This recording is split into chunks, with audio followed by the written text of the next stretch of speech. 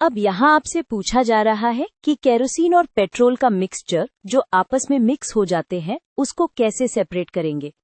Clue ये है कि उनके बॉइलिंग पॉइंट्स में डिफरेंस है, इसलिए वही मेथड चूज करना है जो बॉइलिंग पॉइंट डिफरेंस पर डिपेंड करता हो।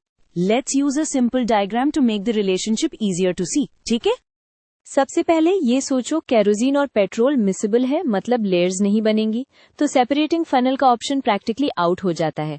अब बचा डिस्टिलेशन, क्योंकि डिस्टिलेशन बॉइलिंग पॉइंट का डिफरेंस यूज करता है।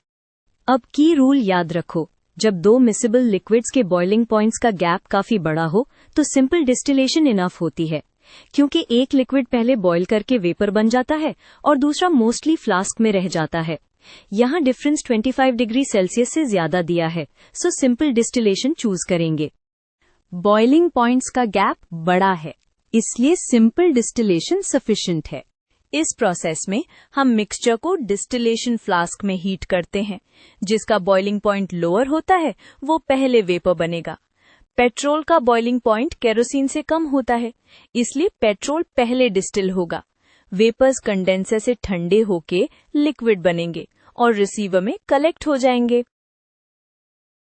जब पेट्रोल निकल जाता है, फ्लास्क में मोस्टली केरोसिन बचता है। अब टेम्परेचर को उसके बॉइलिंग रेंज तक जाने देते हो और फिर केरोसिन को अलग कलेक्ट कर सकते हो।